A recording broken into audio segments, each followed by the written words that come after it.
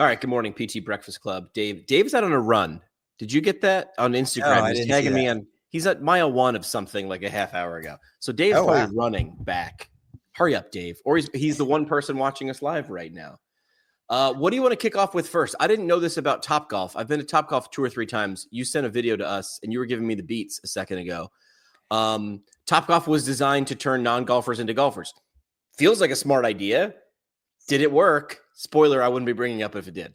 So I don't have access to it. If you share the link to that YouTube video, before we hit go live, Jimmy and I were talking. I said, I listened to this. This is the stuff that I listen to when I'm on a run, when I'm doing anything.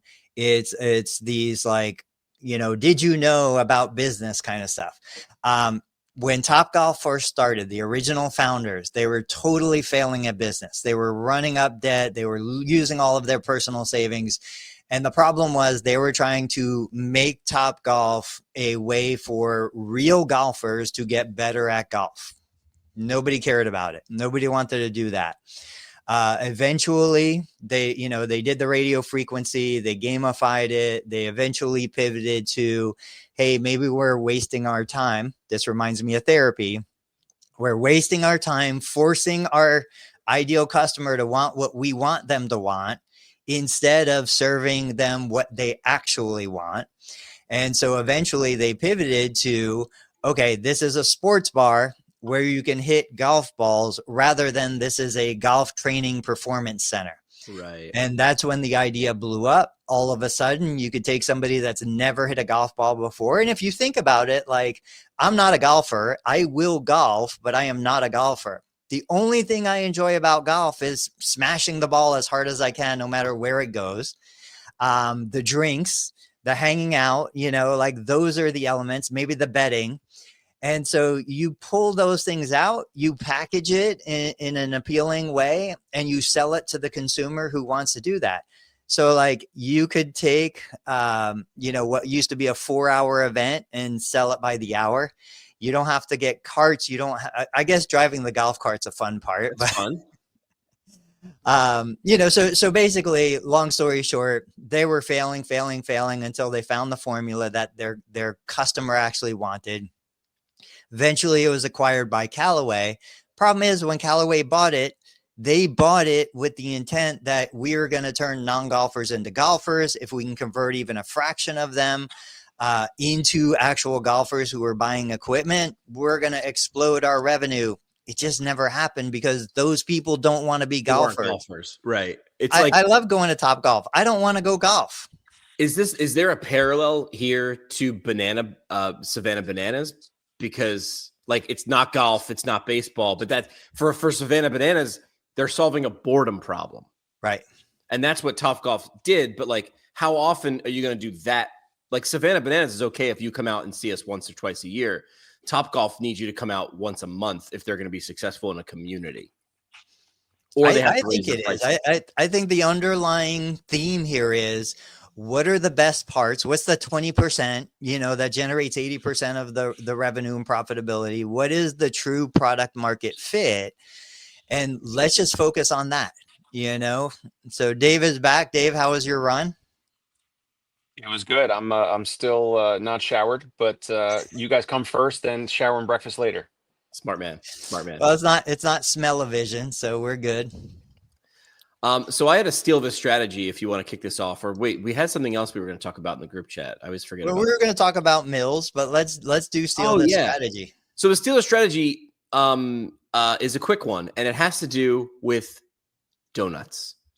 I do not live in a place that has Krispy Kreme right now, but someone taught me this weekend when I was traveling that there is a hot now sign. Are you familiar with the Krispy Kreme hot now sign? Tony? No. Tony's not. That's Yes. good. I wasn't. Dave is. All right. So how do you explain the hot now sign at a Krispy Kreme donut?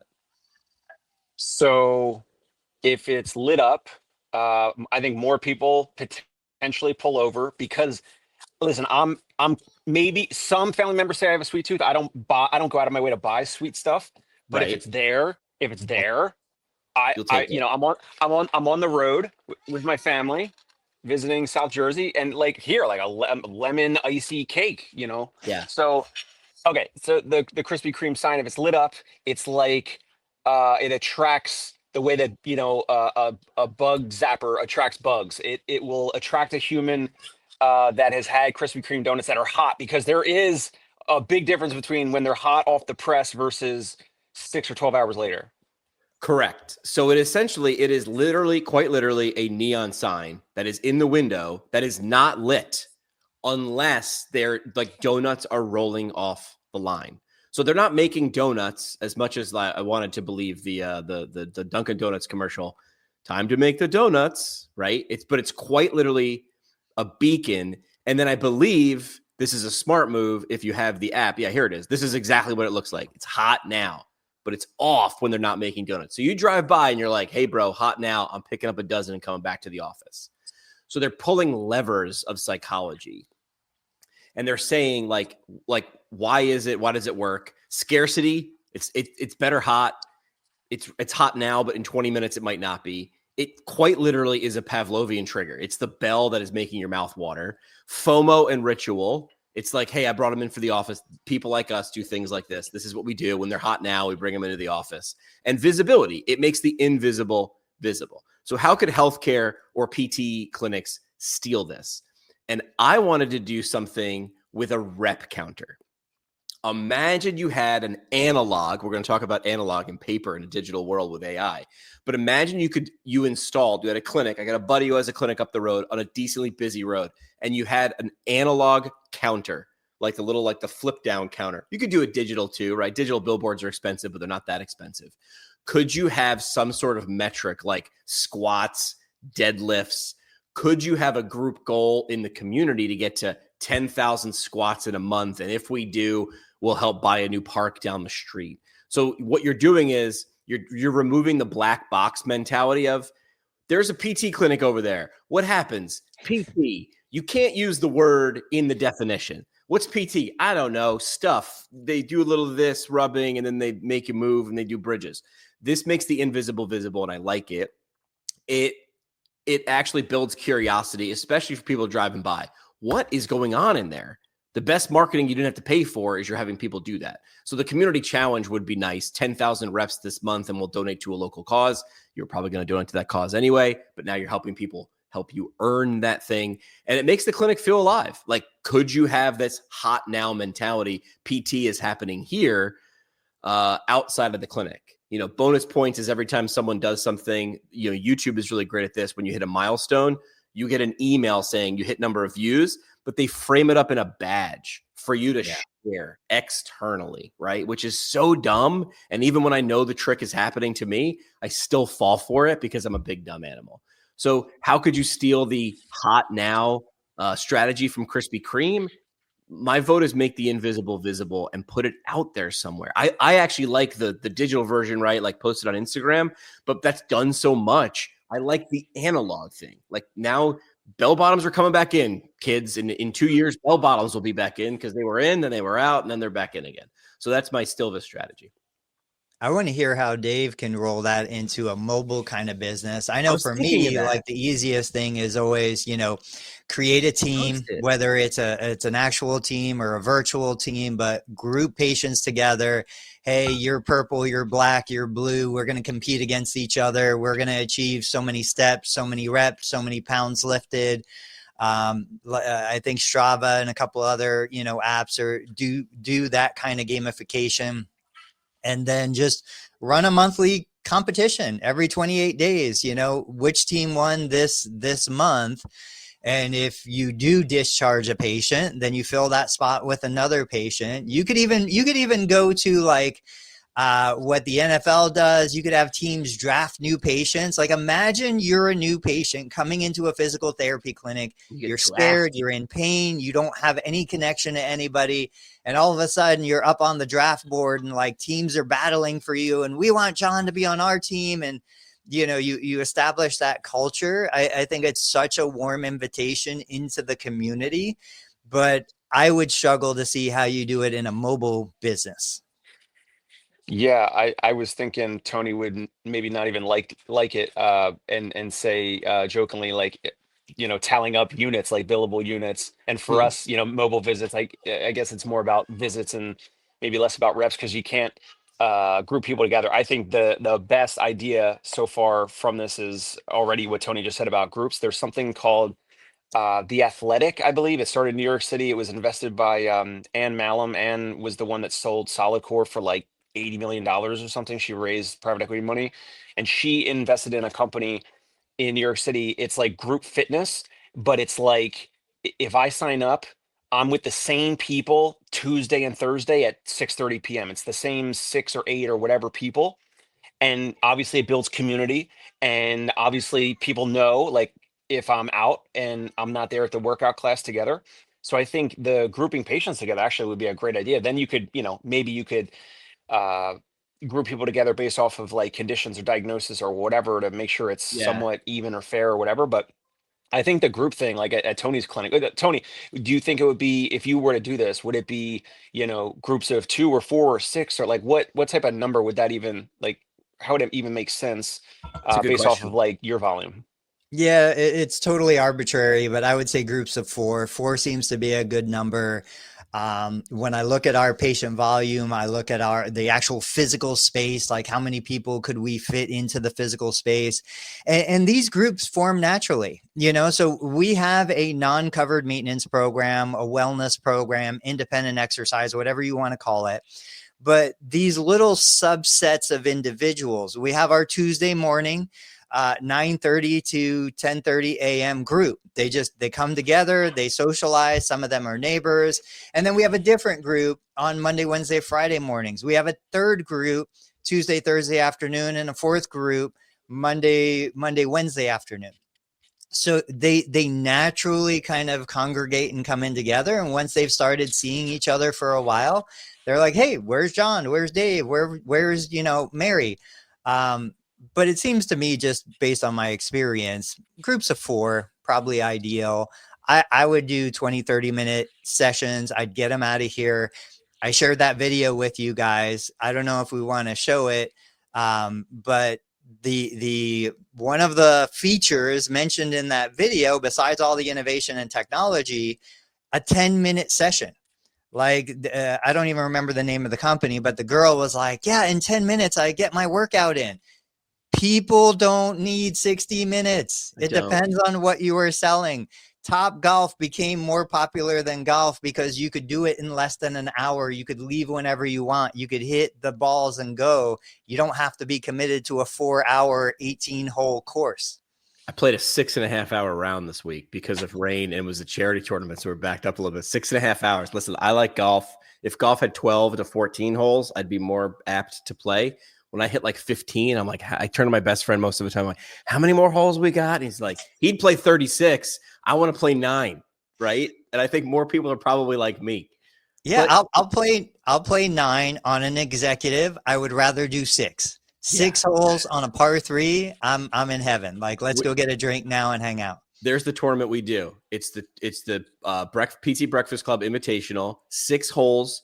You cannot start hole 2 until you finish your first beer. So you finish a 6-pack and 6 holes in 49 minutes. Let's go do it down in Florida at the indoor facility. What, 6-pack per person in 49 minutes? A beer a hole. We call it, but a 6-pack in an hour. That's chugging. Listen, we called it bad boy golf in college. This wasn't good. All right, I asked a question on Tuesday. This was Hot Take Tuesday, and this is what we wanted to talk about, right? Yeah. And I brought this up before. It sounds like I'm nitpicking, and maybe I am, but that's what I do. I'm a professional nitpicker. Everybody in PT seems to hate mill clinics, but nobody can point to one. All right, you can't actually tell me what it is. When I ask, the numbers are all over the place.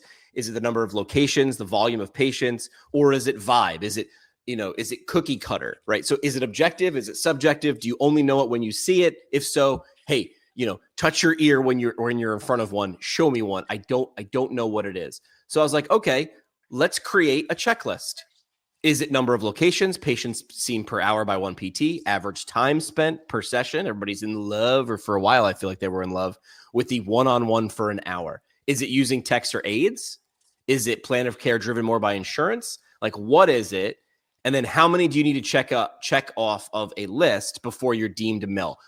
Fun fact, I had 2 different people who work for large PT organizations DM me. I'm not going to say who they were. And they were like, thank you for saying this, because that person gets accused at working for a PT mill a lot.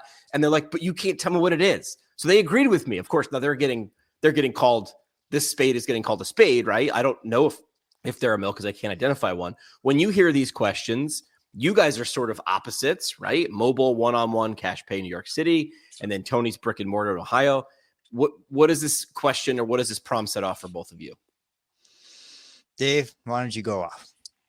I commented on Jimmy's post and I said a physical therapy practice that books and treats 4 patients per hour, I think could be defined as a mill. Now, the funny thing is like Tony always says, is there's a lot of patients across the country that are okay with that experience. They're fine with that. It's the therapists that are not okay with it. It's the therapists that actually have had challenges or issues because it's more documentation, it's more notes. Management is, forcing productivity and having them see 12 or 16 or 18 or 20 or 30 patients a day in some clinics. It depends on obviously the clinic. And Tony is brick and mortar in network, but still very different than a lot of the bigger corporates out there. So my comment was like Jimmy posed, as he usually does, and oftentimes Tony does, like a question. And I was like, here's an answer. Like no one in the comments was giving an actual answer. No, That's they never my do. opinion. They never That's my do. opinion on an answer. All the other things are kind of like, symptoms of the thing. But the thing is, obviously, it's like a productivity measure coming down from corporate or the ownership, because reimbursement has plateaued or in some cases decreased from the last 10 or 15 or 20 or whatever years. And so a really simple thing is like, how is the schedule developed? When my first job out of school, it was a physician-owned practice, but a great mentor, physical therapist that brought me in there. And it was 3 patients booked and typically arrived and treated, obviously 10% cancel, no show, or whatever. But the schedule was 3 patients an hour. But there was an aide, and at times it was busy. And now more and more therapists coming out of school do not want to work in that model. And so therefore that model has been, I don't know, poked at. It's been a part of the focus of the profession with therapists, whether it's Facebook groups, it's LinkedIn, whatever. So that's my thought is like, and now just because if Tony's practice or some other practice does book and treat 4 patients per hour per therapist, per PT or PTA, it's not necessarily a bad thing. I think it's a bad thing when all the patients are just getting the same exercise, or they're all getting billed 4 units, but they're all being treated like simultaneously, and it's not one-on-one, and obviously that would be fraudulent. So I think 4 patients an hour booked and treated would be a mill, but I'm saying a mill is not necessarily a bad thing. Yeah, I love it. I agree. Like a mill is not necessarily a bad thing. We all want to complain about how expensive healthcare is. Yep. Yet once we develop an effective system to deliver an outcome for lower cost, everybody freaks out. It's one of those deals where it's like, all right, let's dig deeper. Let's go behind the question. What does this really mean? I've never heard a patient come in and say, oh, that place is a therapy mill. They don't know. They don't care. I've shared this story. I took a picture 2 days ago inside my clinic. So I took a picture because I was teaching my Medicare billing course. And I was like, look, guys, this is a scene inside my clinic this morning. I had a mother-son, both patients. I had a husband and wife, both independent exercisers that had been patients, now transitioned to a wellness program. And I had a third patient. So 5 people, 1 therapist. We had an amazing time. Everybody was happy. Everyone was having fun. Like everybody was getting better. And I would tell you that nobody felt ignored. Nobody felt like this is the real problem. Patients complain not about too many people. They complain about feeling ignored. They complain about the therapist in the computer and not focused on, making me feel paid attention to. Listen to their jokes, laugh at them, listen to their stories, connect people to each other. Nobody feels like they're getting a bad experience. And so back to, you bill appropriately, like Dave said. There are, CPT codes, there's one-on-one services, there's this stuff. But if you can check those boxes, you can make a person in a group feel just as special as a person in an individual setting. And I would say there's probably more advantage to that group. So to Jimmy's question, you know, what is a mill? First, who cares? Why does it matter? Second, if you're delivering a negative experience, guess what? Those patients will leave. Those patients won't come back. I can't even tell you how many people come in my door every single week saying they tried to send me to the hospital. They tried to send me to NovaCare. And I said, no, I want to go to total therapy. I want to go see Tony and Jeremy, you know, and we're just as busy, probably more busy than everybody else, because we will let 6 people at a time come in with 2 clinicians, but the patients love it. Here's the kicker that I had also written, which So is, go ahead, Dave. No, go ahead. I'll swing back. The kicker is, if you run a clinic and pride yourself on being the opposite of a mill, shouldn't you actually appreciate that it exists? Without them, who are you the opposite of, right? But to Tony's point, I worked with someone who all they wanted to do is post about we're not a mill. And I was like, but you're talking to patients. That isn't a problem that they have. Now, that might be something for recruitment or retention. Hey, we're the opposite of this, right? But just be the thing that you are, and people will either love it and stay or hate it and leave. But don't change for that. If this is how you want to operate that way. You got to like it first. All right, I get the pushback on both of what you just said, because there are people that call us. Now, this is in the New York City area, but I'm assuming it's similar in most cities or metros. There are people that call us and they will specifically say, or sometimes we have to ask, like, oh, like, you had back pain. Like, is this the first time you had it? Like, oh, you've had it on and off for 10 years.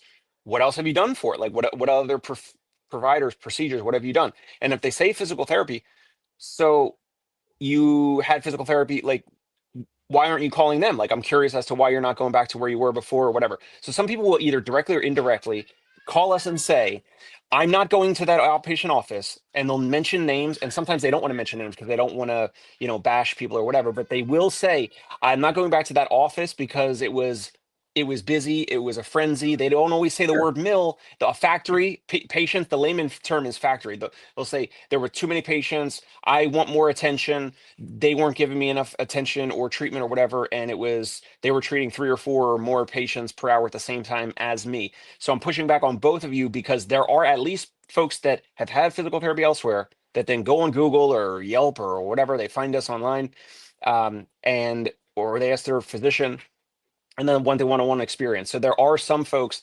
that have had that and look elsewhere. And if you're not hearing that, Tony, it's because maybe they, like, the folks that wanted the one-on-one care, they're looking at your offering first, and you're not going to hear those calls the way I'm hearing them, in my opinion.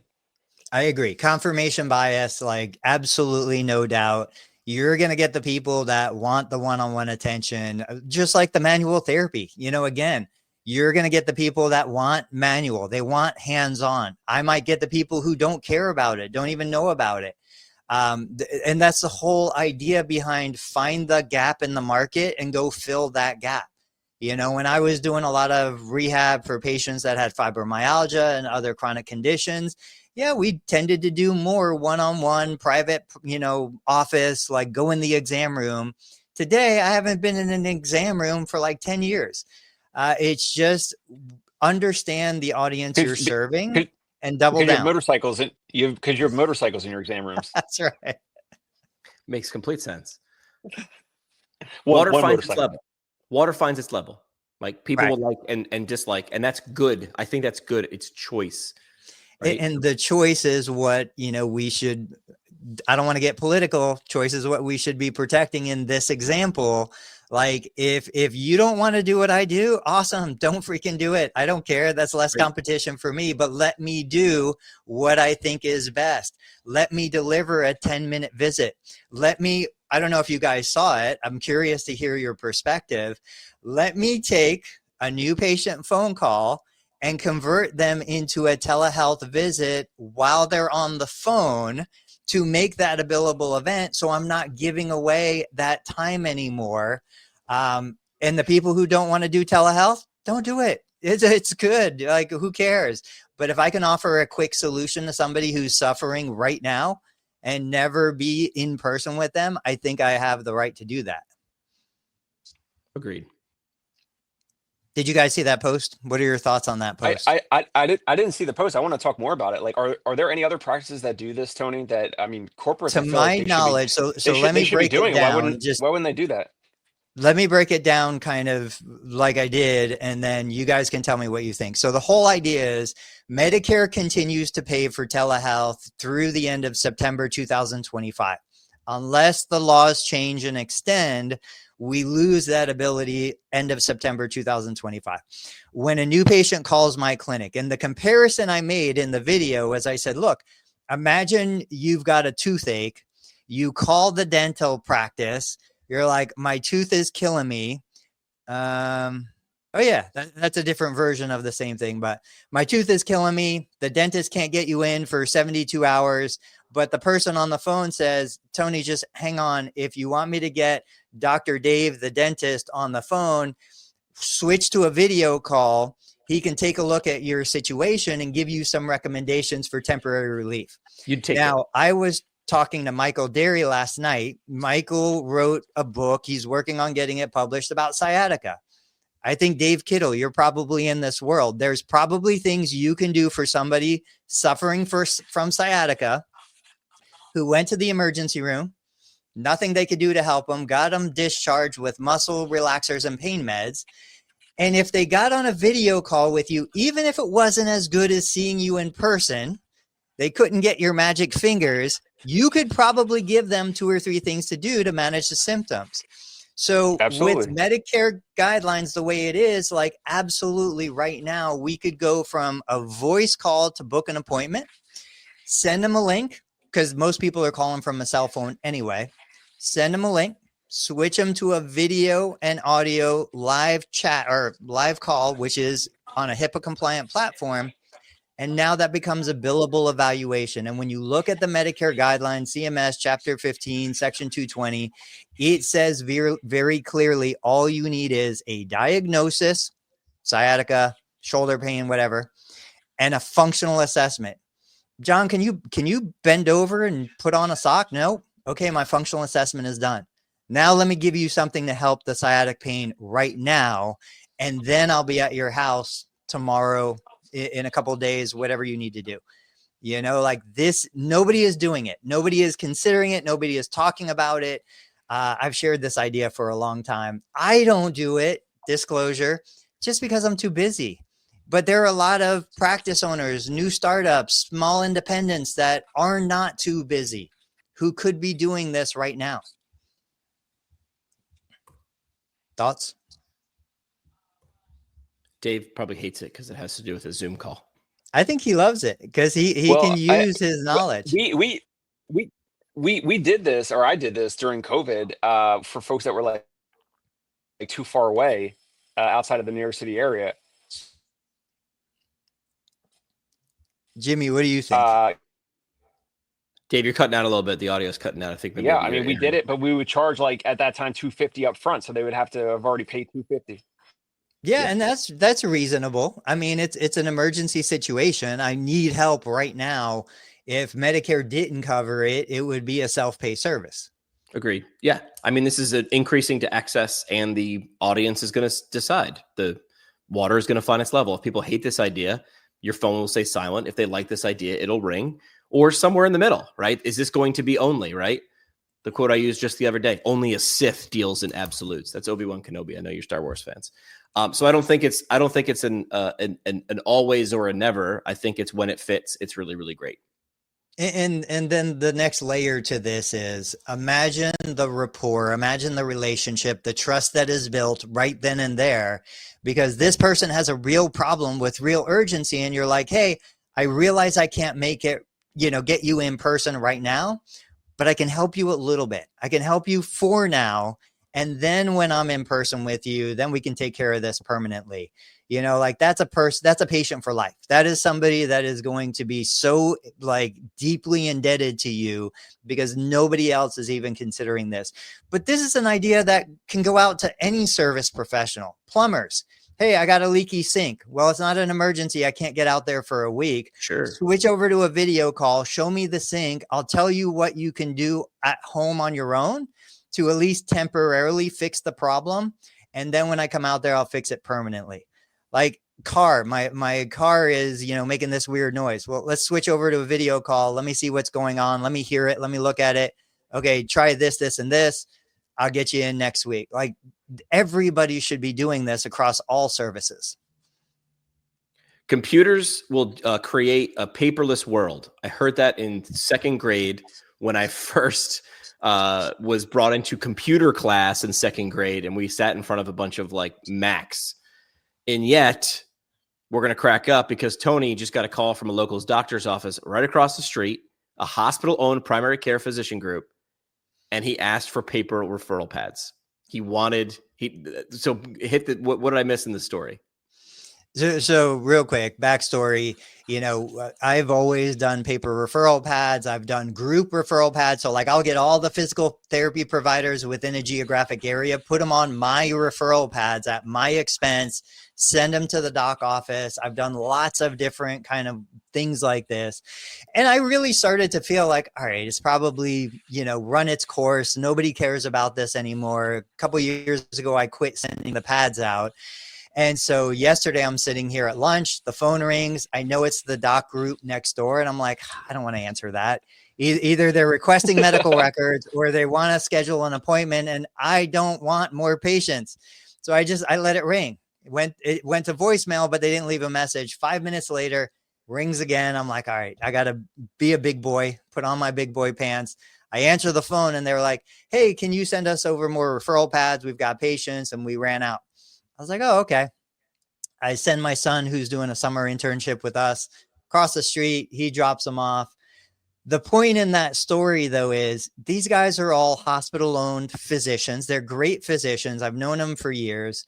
They are pressured to send to the hospital outpatient clinic. There's zero doubt. But they still need their patients to be seen. The hospital outpatient is full. They give the patient the internal EMR, the Epic EMR referral, but they also wanted the referral that has our address and our information and the other stuff on it. So we sent over a handful of pads. It reminded me that this is still a thing. And now I'll go and I'll start sending them out to all the other docs in the area. Dave had a comment. Dave, you're grinning. No, Jimmy, you shared the screenshot with my comment that I had messaged you guys yesterday. I screenshotted that. I was going to post it publicly, but the comment under Tony's post, I didn't post it, but it had said something like, in healthcare, paper referral pads and fax machines are still used, but Tony Maritato thinks artificial intelligence is taking over. Think again. And I believe it. I believe that. I know Tony has a lot of faith and enthusiasm for artificial intelligence, but we don't. I mean, our practice, we don't have a fax machine. We have referrals, and people call up, or nurses or whoever, and they're like, "What's your fax number?" I used to say our fax is down. Can you email it? Now I just say, "Can you just email it?" So we don't. We have opted out of the fax machine. I've never had a fax line, even though you can have one for $5 a month and have like a whatever over Wi-Fi. You can have a fax line, and I'm just like, I just don't do it. Right? It's so funny. Like Tony's handing out paper referral pads that are still being requested. He may or may not have a fax machine, but he thinks artificial intelligence is taking over. So it's here's the thing with it's very ironic. The thing with that is AI is replacing the stuff that we thought would never be replaced, but it's not replacing the stuff. Like you hear the people say, I don't need AI to do this. I need AI to vacuum my carpet. Like You're right. I will be replaced because my perception of value in the physical therapy world is my brain's ability to process dynamic information, right? Dave comes in. Dave's like, I play recreational baseball. My shoulder's been bugging me. Oh, I also got a COVID injection a couple, whatever years ago. And ever since then, my shoulder's never been the same.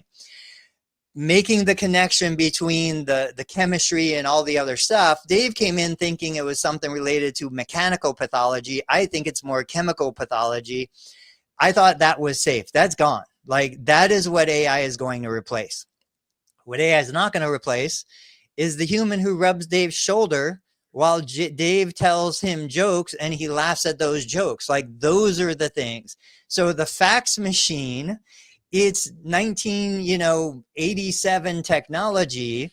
You're right. AI is not replacing that. Like, there's still people on old systems that are using old technology. We're one of them. I have a fax machine in every office. I have a fax machine at home. I get faxes every single day.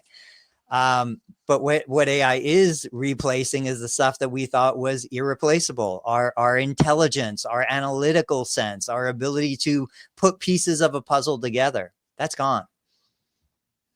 Yeah, I think it's the simple, tangible things that people like a reminder. How many times I take a business card. I actually still do. I do snap a picture of it, but I stick the card in my pocket because I know it's solving a forgetting problem or a losing it problem, right? I can store anything I want in Google Drive, and I do, and then I can't find it. If you guys ever use Notion, I haven't. No. Notion's essentially a little world you can create, like an internal wiki. And companies I've worked for have like, that's over here, how to do that. A lot of SOPs, a lot of like internal data.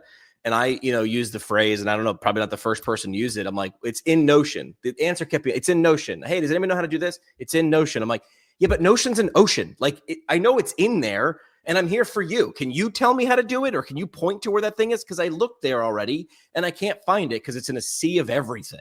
So when everything's important, nothing's important, and it's just a pendulum. But I think you're right. It's the repetitive tasks. It's the things that should be done. Seth Godin said this 10 years ago. I'll go ask AI when the actual blog post was from Seth Godin when he said this. And it's something stunningly, stupidly simple. When you're buying something from an online retailer and I'm putting in my address to either have the product shipped to me or for my credit card information verification, I type in two pieces of information. And his question is why? I type in my zip code and then my state. You know what state I live in based on the zip code. That's how zip codes work.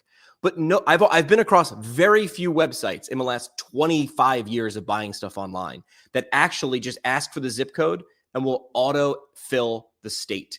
And now, since I read that from Godin 10 years ago, every time I do it, I get a little bit more pissed off because someone hasn't taken that experience. Now, the paper referral pad to me is just a physical embodiment of that. That's a psychological nudge, right? You're probably going to lose that or throw it away, or maybe you do actually tack it up on the refrigerator.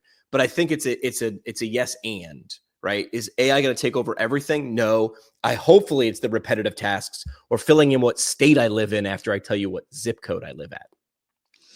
So that goes back to one of the things that when I started my business back in 2001, I said, I am never going to do this. Uh-oh. I am never going to give a patient a packet of new patient paperwork. I'm never going to give the patient a health questionnaire that they have to answer questions on and fill all this stuff out. One of the things that I do when I'm teaching my Medicare course is I go to random PT websites and I show their admission paperwork. And I'm like, why are we even asking these questions? Like, these questions have no relevance, or I can get all of this information if I get this one piece. Give me your Medicare subscriber ID, your name and your date of birth. I'll get your address. I'll get your phone. I'll get all of these other things. And we don't do that because we're so used to, oh, well, you fill out the paperwork. You answer how many times I'm asking you guys in real world, if you see a patient and you're like, do you have hypertension? No. Do you have diabetes? No. What medications are you taking? Well, I take lisinopril and metformin. And well, wait a minute. You just said you don't have those. Well, no, I don't have those conditions because I'm taking those drugs, right? To ask a patient to answer healthcare questions on a piece of paper makes no sense to me. They're not equipped to answer those questions. And you're going to have those conversations anyway. And so that's what made me rethink my whole patient experience. I'm like, look, this person pulled into the parking lot. I saw them get out of the car. Do I really have to sit here and go into an exam room? I watched them get out of the car, close the car door. I saw if they have an assistive device. I saw them come in my clinic, like they're standing at the front desk. My evaluation is finished. Let's go start making you feel better. That's what I want to work on. But I don't think we either we don't teach these skills, or we don't tell therapists like, hey, your evaluation starts at that first moment of contact. Agreed. We do it at the airport. We watch people walk. We watch people move. We analyze all of their stuff, right?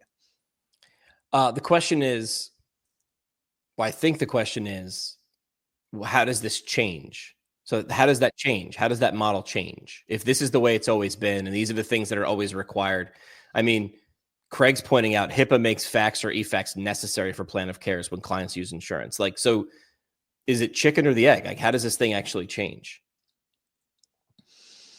Is it not doing it? Is it, is it the same? Is it the same question of like, how do PTs get paid more? Well, we all have to opt out at the same time, and then we'll show them demand. And my response whenever I see that is, have you tried to get 8 people to go to dinner on time and agree on a restaurant? You're going to get 100,000 physical therapists to do all something that's threatening their livelihood at the same time. I mean, that's never going to happen. So the question is, how does this ever actually progress, or does it? I think someone like Dave, Dave starts laying the groundwork. I'm shocked. I am that Dave doesn't have any kind of fax system, not even an e-fax system. But it's either going to take somebody on the provider side or somebody on the consumer side who's going to be like, no, I'm not going to do this anymore. Why am I still filling out all of these forms when you have all of that information at your disposal? I think it'll only change when the people that are asking for it, so insurance companies, right, when they actually think it's either better or cheaper or more in their interest to not require it. But for them, it doesn't add anything. Like for me, like the more documentation a PT fills out or a healthcare provider fills out, the more opportunity there is to deny something. Like you're giving them ammunition. Like the line in radio that I was taught was hand them enough microphone cable and someone will hang themselves with it. Let them talk. They will talk themselves into a box. I want to go to Dave and the guy he was talking about. But last thing, closing thought on that topic. I literally tell therapists, I'm like, look, you've got a CMS 1500 claim form. You've got all of these forms or all of these fields. Leave them blank. Do not put something in a field that isn't absolutely required. And when you're doing an evaluation, guess what? More information doesn't help justification. Do not give them anything that isn't absolutely required. Because to Jimmy's point, like all that is increased justification to say, well, wait a minute, you said this, if this is related to that and that ties into that, and then the other part comes in, that's not a covered benefit. You give them the bare minimum to get the job done. So I know Dave's not getting a good connection. Galloway. Yeah, I've seen this guy. I don't even know his backstory. Like he showed up on my algorithm probably because 10 people that I follow watch him, but he's got some unique thoughts. And you said you agree with 50% of what he says and disagree staunchly with 50% of what he says. So what is it that you disagree with? Let's put that on hold because Dave was the one that brought it up first, right? Right. Yeah, I want to hear what Dave has to say. I mean, effectively, he's got $100+ million. He has the freedom to talk about certain things and choose a certain path. And I'd be curious to see what Dave says. If Dave doesn't come back, what were you going to say? Well, I was going to go the rundown because he did share a thread. And this was so it wasn't just about like who this guy is and do we agree with him. I was sort of trying to buy time there for Dave to get back on the Wi-Fi in the diner that he's at on vacation. But in this thread, Scott Galloway is talking about the war on young people. And Dave in the group chat was saying, hey, maybe it's not a business model or PT making less. His view here was it's everybody. So since 1974, the median labor income is up 40%, but the S&P 500 is up 4,000%. So essentially he's saying the contract was work hard, go to school, grind, play by the rules. And of course you'll do better than your parents because that's the way it was for a couple of generations. But today's youth or today's worker makes less than their parents did at the same age, even with a college degree. So deeper in debt and lower income. So we got bamboozled. So he's essentially saying that it's not a resource problem, it's a values problem. We have to fix it, but all these things that he lists is not a me fixing it for myself problem. Expanded public college access, reforming tax code to reward labor, loosening zoning to lower housing costs. Like all these things are things that a municipality or a government would need to do. Because right now, in 83, 60% of 30-year-olds had one child. Today it's 27. So like we've halved. And this is not a we're sterile problem or people don't enjoy sex. This is, we understand math and we're saying, do I want to be child poor? Like, do I want to be able to really take care of one kid or sort of take care of, 2 or 3? Housing prices have 3x since 1963. Student debt is over $1.3 trillion. And depression, self-harm, and loneliness. So we're poorer, we're more unhappy, and we're more in debt than the people before us. And I think over the last couple of years, they've charted the average life expectancy has actually gone down, even though we're smarter. Why is this happening? And depending on who you talk to, they'll list the reasons why it is. But they're saying, look, who benefits from this? Well, older Americans, people 70 and up, got rich, but then closed the door behind them to secure themselves. So those are the people that were in power. So over 70s now hold 30% of U.S. household wealth. That's up from 19% in 1989. That is a big, big difference. The example here is Harvard's endowment has grown 500% since 80, but their freshman class hasn't changed. So they've gotten richer, but they're not helping more people. I would push back on the Harvard thing. They sort of like research a bunch of things that they sort of give away to the world and cure different things or figure things out. So essentially he was, Dave's reason for pointing this out with Galloway was, is it a we doing it wrong problem, or is the system sort of stacked against us? And PT and healthcare is not immune from all of this in every industry, no matter what you are. And so my issue with all of that is that is a very victim mentality. That is hey, it makes you feel good because you're failing, and I'm going to give you all the reasons why you're failing, and you're going to blame all the successful people for your insecurities and your failures. That doesn't help anyone. That doesn't help anything. I'm sure every generation can make the same argument in some capacity for that. Like, the reality is there are successful young people in this world. Just because more are not successful doesn't mean that the system is stacked against them. And if you're going to cherry pick a whole bunch of stats on one side, let's cherry pick a whole bunch of stats on the other side. Right. And so this is the fundamental problem that I have with his general content. I like him. I like his ideas. I've watched him on My First Million podcast and a bunch of other shows. I just try to balance the propaganda, sure, with what the value that he might be able to deliver to some people. He's kind of crossed the tipping point for me. I don't even click on the interviews anymore because it's just too far down that victimhood mentality. I do like identifying a problem. Like, hey, listen, there are some things out there that are set up where if you try to fight against it, you're going to lose. So don't fight that. Like, figure it out somewhere else, right? Like, I did the math a few months ago that said I was paying off my student loans at a pretty good clip, well above average. And I did the math and said, if I paid $72,000 off at the interest rate I had, I was going to pay $250,000 over 10 years. $250,000, $180,000 in interest on $70,000. So I did the math that I'd rather be poor for 2 years and not go on vacations for the next 2 years. Jimmy in 20 years is going to appreciate that. Like, that wasn't the way, 2 generations ago, right? People talked all the time about working a summer job to pay off college. Well, I could just get pissed off that college is expensive, but I signed into that. So I decided to be poor now and worked extra now. And I didn't, and I'm not going to, it's not the give up the latte a day, whatever. It was, no. It was bite very, very hard on your bank account and understand that you want to make sure you're secure. I understand what he's saying here, but I agree. And, sort of both sides understand how the game works. The game is get people riled up. If they're riled up, they love or hate you. And both of those things are good for business if you're in the attention business. Yeah. And I've played the game the other way. I've put out posts where I'm like, I understand everybody. I just watched a little video clip where they were showing like a McDonald's commercial and you get 2 Big Macs and drinks and fries for $2.58.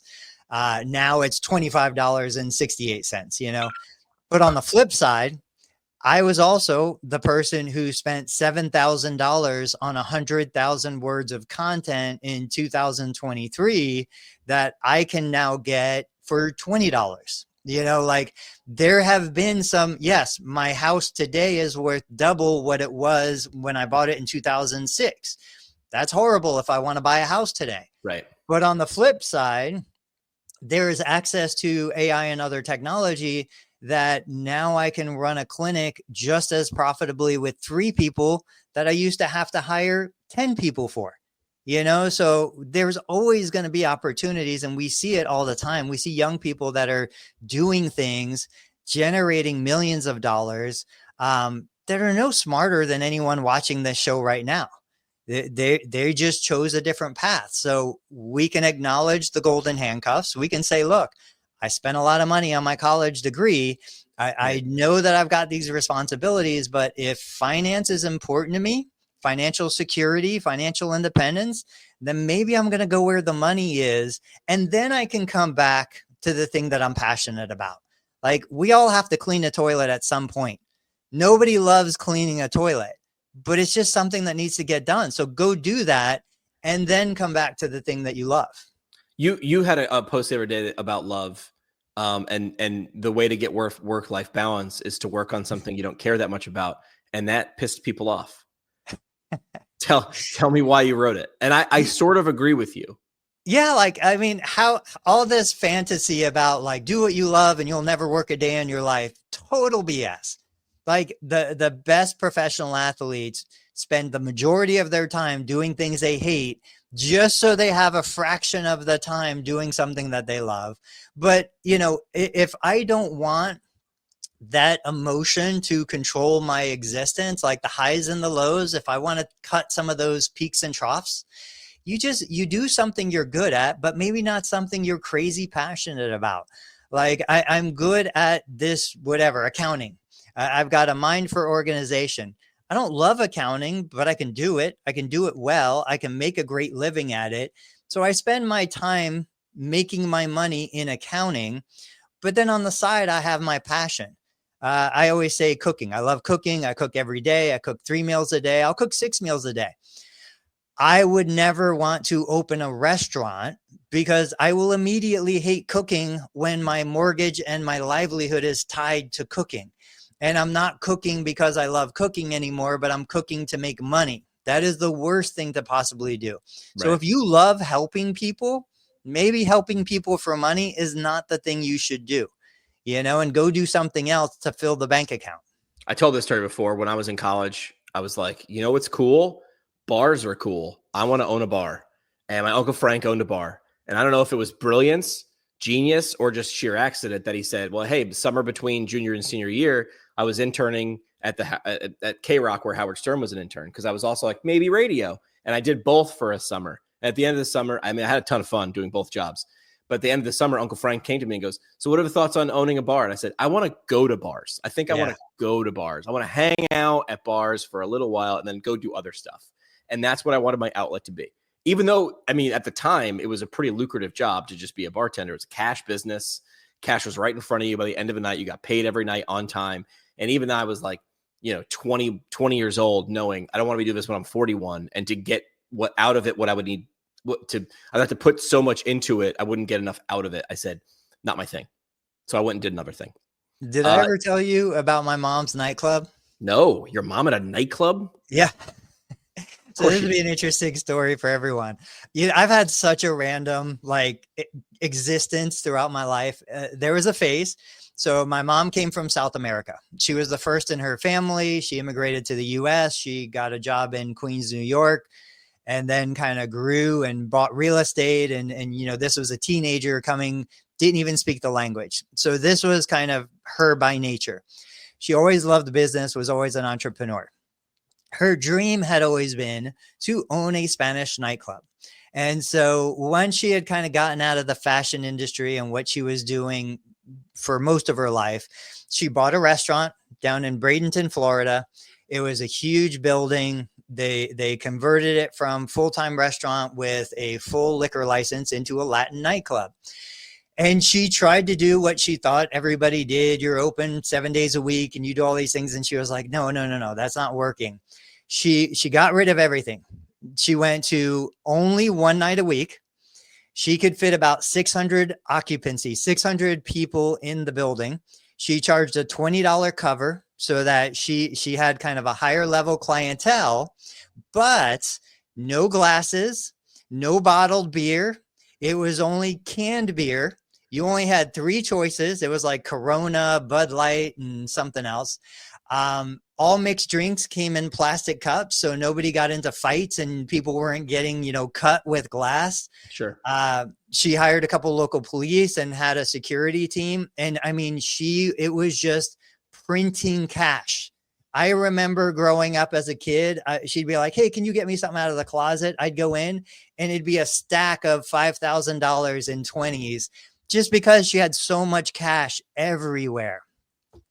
I learned so many lessons through that. I became a bartender and I would serve drinks and all of these different things. But I just think, like you said, you've got this idea of what you think you want, and then you get into it and then you're like, oh, that's not actually what I want. Patient comes in, I've got shoulder pain, I want to throw the football. Okay, let's start lifting weights. No, I don't want to do that. There's a disconnect between what we think we want and what we actually want. I think I want to throw a football. I actually just want my shoulder to stop hurting. Right. I don't care. I'm happy with the dream. Right. Yeah. People want the result, but not the process to get the result. And I'm very sorry. That's what makes it unachievable, which is funny too, because of now like the whole Ozempic and those things are coming out. And there was, do you know Cory Doctorow? He writes like he wrote for like the website, or still does, for Boing Boing. Essentially, he's just like this tech guy. And I started reading some of his stuff 10 to 15 years ago, being like, this is cool. This is sci-fi. And then slowly, after I stopped reading his books, the stuff that he was talking about started happening. Like, he was the first person I ever like read a fiction book about 3D printing before I ever heard any article on 3D printing. And he talked about 3D printing and what would happen 10 years. What will that do to the economy? What will that do to value? Where does value shift? If I can just steal a plan from an object that you took years to figure out how to make and ingenuity to make, and I can just download it and then print it myself. I don't need you anymore. In parallel, he was talking about biohacking and talking about one of the characters was a genius, but always obese and overweight. But he started doing this biohacking thing. And of course, now he became this version, a good looking guy in shape, but didn't have to do any of the stuff. He in turn had to ingest like 6,000 calories a day or something to keep up with it. It was an increased metabolism drug, essentially. But what that did to his life in the later years was not good. And I'm looking at this saying, these people, same parallel, they want the result, but aren't doing the work. But they're like, well, I can get a pill or I can get a shot and I'll get that. Yes, we talk about my right. I have the right to be in shape, but not the responsibilities. And this is political, or this is just math. Yes, you get rights. What people forget to talk about is the responsibility that you are actually that you owe to that, whether that be political and government or biology. Yes, I'm injecting something and it's going to make me lose weight. What else are you responsible for that it's also going to be doing? I think people rush in for those rights, the outcomes, and they don't stick around too long for those responsibilities. Or when the bill comes, when the check comes due, they don't want to pay it, of course. All right, so Dave's somewhere in a diner in South Jersey. You want to do parting shots? Yeah, let's do it. So Larry Benz, I just saw his article. He's talking about Ozempic and how, what the role physical therapists are going to play in that whole weight loss Ozempic world. If you're not, my parting shot is, if you guys aren't out there, like seeing what the thought leaders are talking about inside and outside the profession. I was on an interview yesterday with Neil Trickett from Practice Promotions, and we talked about, who do I follow? Who do I look at? I don't look at anybody within the field. They're great. I want new ideas, fresh ideas, different concepts. So I go outside the profession of physical therapy. I look at other business models and I reflect on that. And I think about how we can bring those concepts into what we're doing to deliver a better patient care experience. So don't be afraid to go outside of PT. I would yes and that, which is don't be afraid to do it. I'm going to say you have to. If you're just photocopying what everybody else is doing. I remember being in radio 15 years ago, and when I got to run my first radio station, there are all these industry conferences and stuff like that. And I remember my boss, the general manager, would be like, do you want to go to this? Do you want to go to this? And I got to be like, I was like, no, I'm figuring it out here. I'm watching commercials and figuring out what huge corporations are doing. And then I'm stealing that idea, or how can I, or even just understanding it. Even I didn't steal everything that I saw because it wouldn't fit. Not because I was too proud to steal something, right? I got a lesson early in my radio career. And it doesn't matter that it was a radio lesson, which is good artists borrow, great artists steal. Like the thing that you're thinking about stealing, but you don't want to, they stole it from someone else. They stole it from someone else in a different industry. Staying within healthcare or PT you will not find those ideas unless you're stealing from someone who's already stolen from outside. And that's stealing from outside by proxy. We're back on Tuesday. Dave will be probably off vacation somewhere, not on the Jersey Shore. Take a listen and subscribe to everything. What do you got going on this weekend, Tony? Anything good? Oh man. Kids are getting into sports, already. Like the next year hasn't even started, and we've got basketball, we've got baseball, we've got some football starting. What about you? Father's Day, hanging out with dad, steaks. This is true. Probably that pool. It's going to be some good weather finally in the first time. I think there were 31 weekends in a row with some precipitation in New York State. So fingers crossed we get a Father's Day weekend without some rain. We'll see you guys here back next week. Thanks for spending time with us. We appreciate it. All right, we'll see ya.